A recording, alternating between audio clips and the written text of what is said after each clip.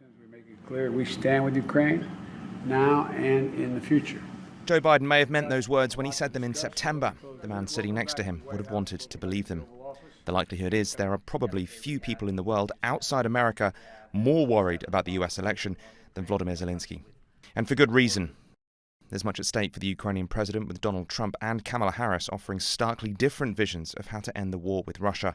In particular, Zelensky and many in his country are worried about the prospect of Trump taking office after he'd promised to halt the conflict with a phone call to Vladimir Putin. Trump's affinity for the Russian president is widely documented and highlighted again during the Republican candidate's meeting with Zelensky in September. We have a very good relationship. And I also have a very good relationship, as you know, with President Putin. And I think if we win, I think we're going to get it resolved very quickly. I really think we're going to get it resolved. I hope we have more good relations. We're going to have. Oh, I see. Yeah, but you know, it takes two to tango. Trump himself has been vague with details about what exactly his phone call or plan would entail. The suspicion is it would likely have key differences to Zelensky's victory plan.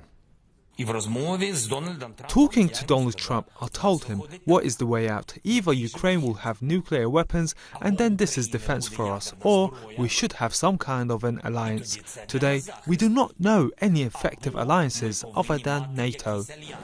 Although Zelensky's body language didn't appear much warmer during his meeting with Kamala Harris, her policies align more closely with Kyiv's. There are some in my country who would instead force Ukraine to give up large parts of its sovereign territory, who would demand that Ukraine accept neutrality and would require Ukraine to forego security relationships with other nations. These proposals are the same of those of Putin. A Harris presidency would also, however, look to prevent escalation of the war into a direct confrontation with Russia. That has the potential to hamper Kyiv's fight. Zelensky has appeared aware of the role played by US lawmakers in this too, especially after congressional Republicans held up a vital aid package earlier this year. Some have called for an end to this financial aid. Though the issue is a talking point at rallies, including Donald Trump's, popular support for Ukraine across the US suggests most feel differently. A poll by Brookings in August suggested Americans across the political spectrum were sympathetic with Ukraine.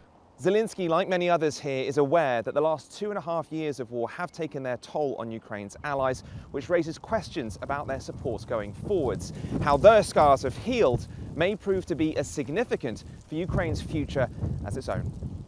Joel Flynn, CRT World in Kyiv.